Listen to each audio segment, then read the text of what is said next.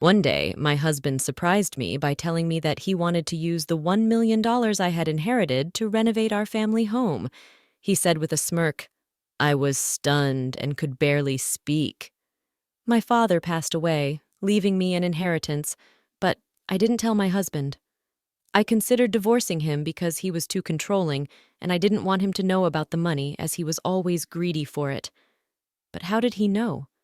When I asked him, he confessed that he had threatened my mother to give away the secret. I couldn't believe his audacity. I became angry as I argued with my husband, but he only smirked and said, It doesn't matter what you think. The deal is done. Your shouting won't change a thing.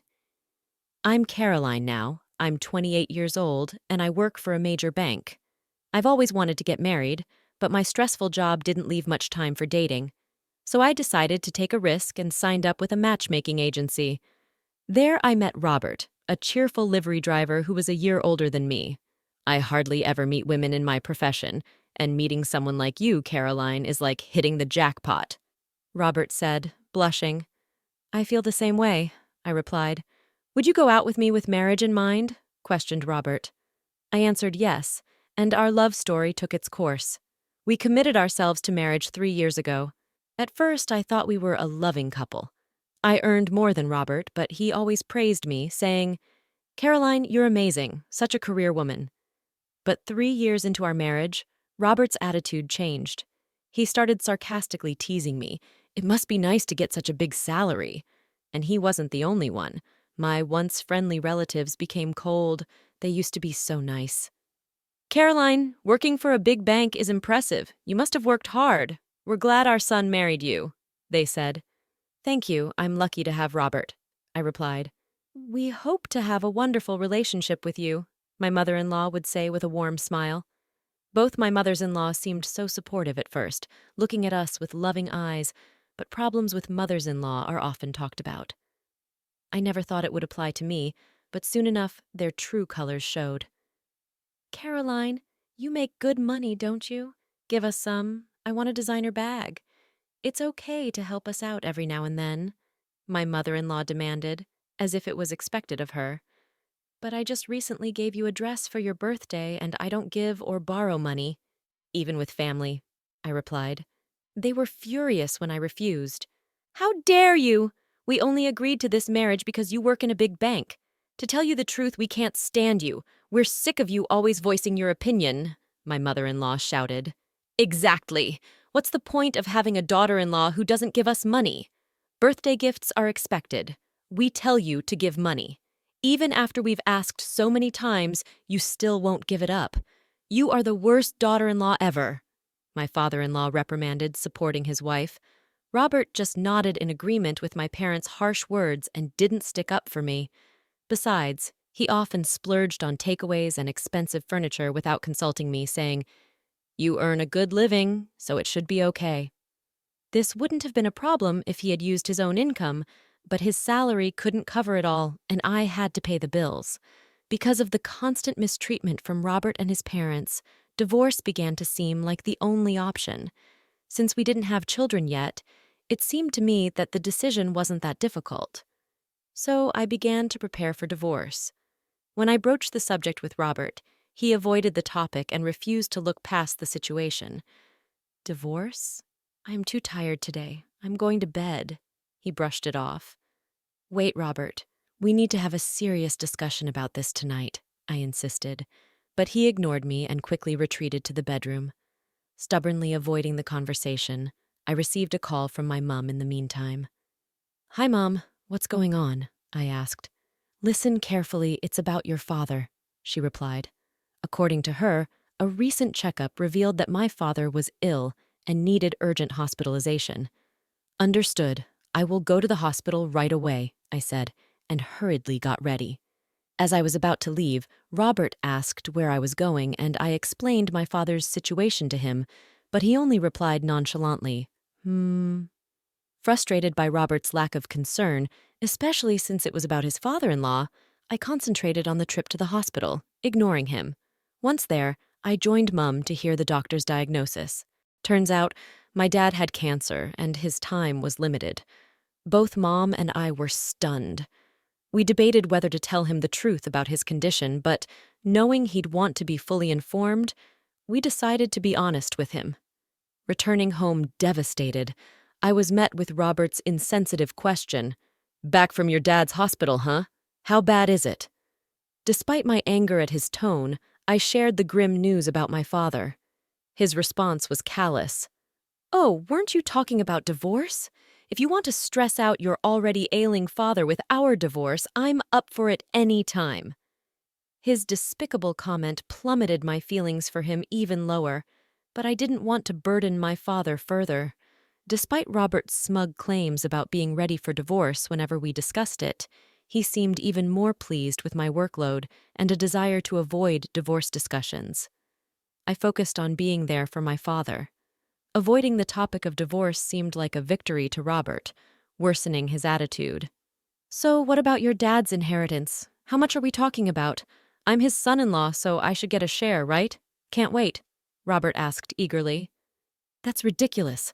My dad is still alive. How can you even bring that up? Shut up. Don't raise your voice at me." No matter how much I objected, Robert seemed unaffected. His constant speculation about what he might get after my father's passing disgusted me, so I started staying at my parents' house. I told my mom that I'd be staying there for a while since it was closer to the hospital. After some time, my father passed away after his battle with illness. He left this world peacefully, as if he were asleep. My mom and I cried so much it felt like we'd run out of tears, but with funeral arrangements to be made, we couldn't dwell in our sorrow. I called Robert to inform him about my father's passing and the funeral date. Although I still wanted a divorce, I felt obligated to let him know since we were technically still married. "So, your dad finally passed away, huh? Sorry for your loss. I don't feel like attending the funeral." "Too much of a hassle," he said casually. Despite my suspicions, Robert showed no signs of sadness. I had hoped he would at least come to the funeral, but it seemed even that was asking too much. Seeing his indifference, I not only lost any remaining feelings for him, but began to detest him. I regretted marrying a man who concealed such a cruel side. "Do whatever you want," I replied, surprised by my own coldness. "Why are you so upset? Oh, and I'm curious about the inheritance," Robert taunted. Unable to bear his mocking laughter, I cut off and ended the call. In the end, Robert didn't show up for my father's funeral. Some called him heartless, but I believed it was for the best that he stayed away and didn't tarnish my father's final farewell. In truth, I felt relieved he didn't attend. After the funeral, a family meeting was arranged, including my mother and me, to discuss the inheritance. There were talks about who would receive what, but since my father had made decisions before his passing, everything was settled smoothly. Feeling like I have finally found some closure, I decided to head back home. But as soon as Robert saw me, he dropped a bombshell. "Hey, it's been a while. I've decided to use the $1 million you inherited to renovate the family house." "What?" I was so taken aback that my voice faltered. I hadn't discussed the inheritance situation with Robert. How did he know about the $1 million, and why was he planning to spend it on home renovations? Still reeling from the shock, I asked Robert, "What do you mean? I have no idea about any large sum of money." With a chuckle, Robert responded, "I had a chat with your mom. I may have nudged her a bit, hinting that if she didn't spill the beans about the inheritance, I might consider divorce. She quickly spilled everything." It turned out that Robert had coerced my mother into revealing details about the inheritance. "You're despicable, threatening my mother like that just to find out? That's a low blow," I exclaimed, my voice rising without me even realizing it. "I don't care. The renovations are already underway with that $1 million. You did what?" "Yep. Lucky me for snagging that cash. Good thing we're still hitched," Robert retorted smugly. While I was preoccupied with funeral arrangements and other tasks, Robert had already arranged for the renovations using the inheritance. I was speechless. "You're obsolete now, but I'm feeling generous. You have two options, move in with my folks or file for divorce." Robert's smirk was downright repulsive. I sighed deeply and replied calmly, "I choose divorce, but I won't regret it." Robert laughed dismissively, as if I'd regret anything. With that, he handed me a lawyer's business card. "From now on, we'll handle everything through this lawyer, And don't forget to transfer the inheritance to my account, he added. Silently, I packed my belongings and left. Even as I walked out the door, Robert kept reminding me, don't forget about the inheritance. When I recounted everything to my mother, she seemed taken aback. She hadn't realized how strained things were between Robert and me. She also apologized for divulging details about the inheritance to Robert. It's all right, Mom. I should have told you everything, but Robert threatening you is the worst part, I reassured her. Then I asked if I could stay at our family home until I found a new place. She readily agreed. The following day, my phone buzzed incessantly with calls from Robert, all of which I ignored. Eventually, Robert showed up at my parents' house, ringing the doorbell persistently and causing a commotion.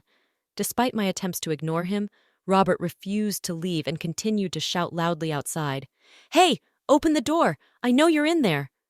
Feeling overwhelmed by his aggressive behavior, my mother suggested, Caroline, maybe you should talk to him to prevent any further disturbance for the neighbors. It might not lead to anything productive, but if things escalate, we'll call the police. All right, I understand, I replied reluctantly. With Robert showing no signs of leaving, I reluctantly opened the door partially, leaving the security chain latched.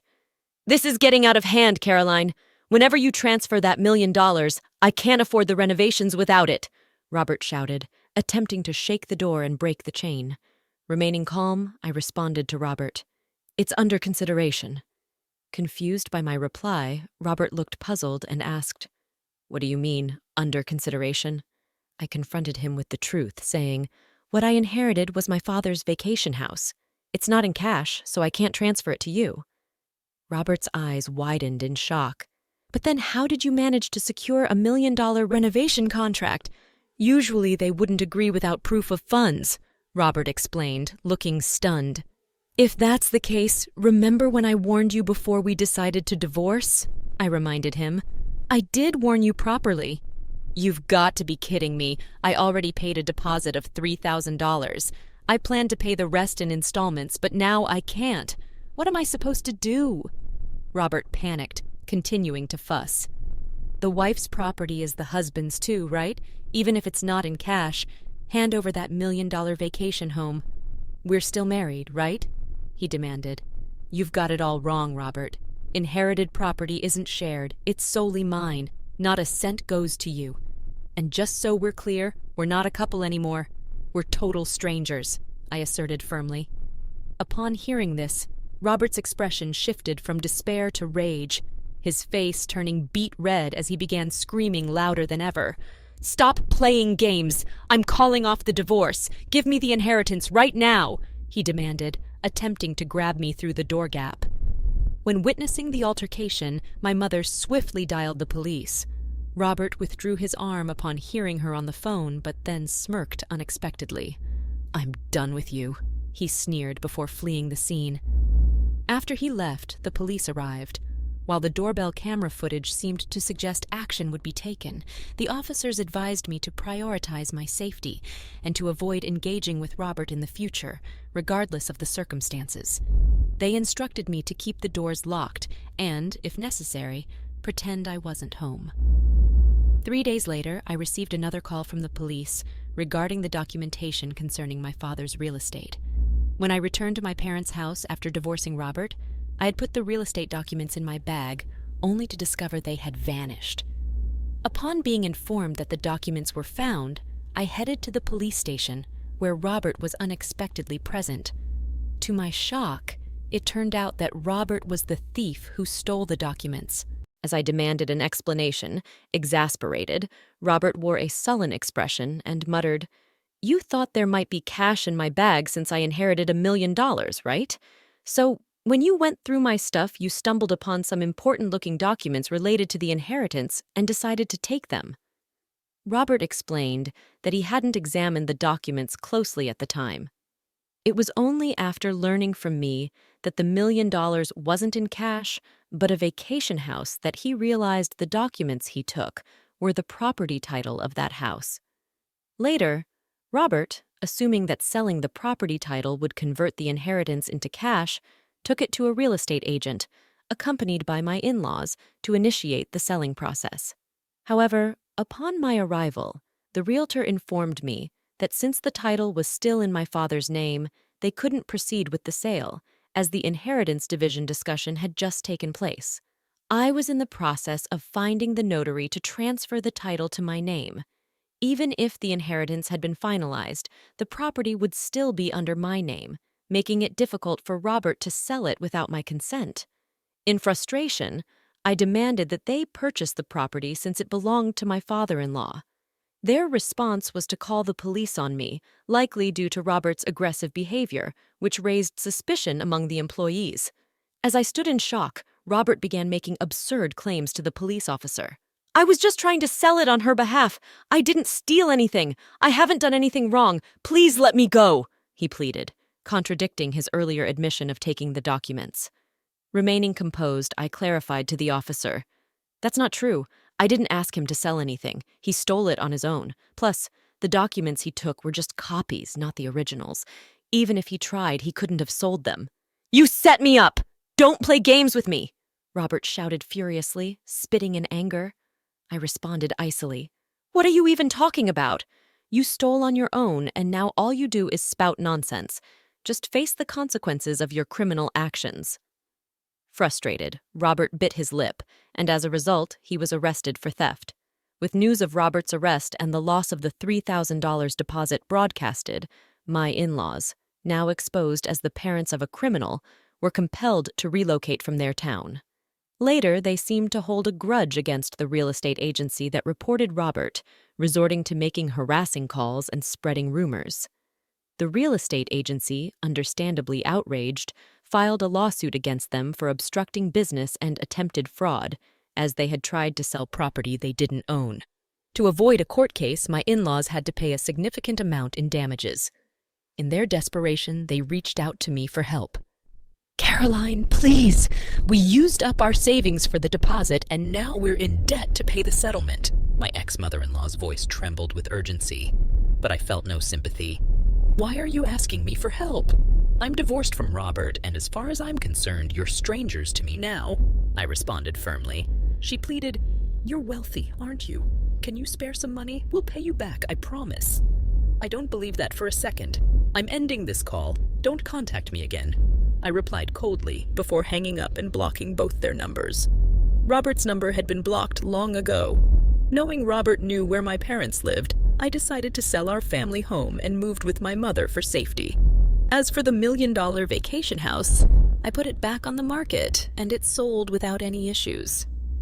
Now, my mother and I live peacefully, cherishing the memories of my father.